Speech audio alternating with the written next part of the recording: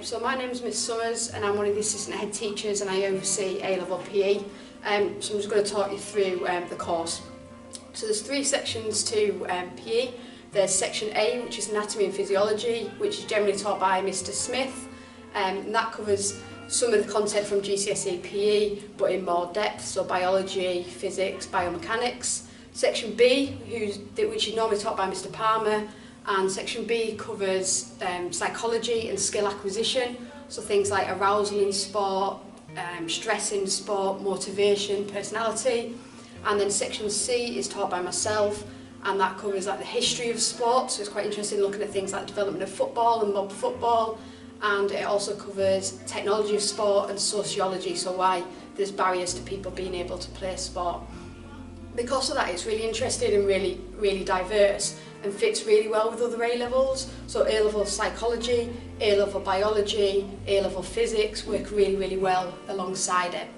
The way that the course is examined, there's 2 sections, or 2 exams, which are both worth 35% each, and they're done at the end of year 13, with 35 marks on each section. And then the other 30% is a piece of coursework and practical performance in one sport. So unlike GCSE, where you had to be competent across a range of sports, for A-level you just need one sport that you're performing at a good level.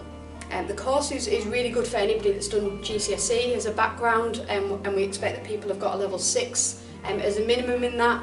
It's also really important that you're playing sport outside of school and that you have an interest in sport, because a lot of things that we do, for example, looking at the development of technology in sport and media and commercialisation, you need an interest and an understanding of what's happening in sport at the time. We've got some fantastic results over the last few years with A-level PE, and with many students achieving A's and A stars, and the vast majority moving on to university. We've had some great destinations, so we've had offers from Loughborough, from Durham, UCL and Salford, which are all really great universities that run fantastic courses. If you've done GCSE, you're really well set up for A-level PE. Our results at GCSE are well beyond national average, and because of students' understanding of that, it really helps you when you're moving on to A-level. In terms of where it might take you, we've had a range of students doing different courses within sport, things like physiotherapy, sports coaching and teaching, sports psychology, sports science, and then links with things like the NHS. And then beyond that, people that have done things like management and leadership, and things like business and finance. So although it's not in a sporting area, it's given them a real backbone of that.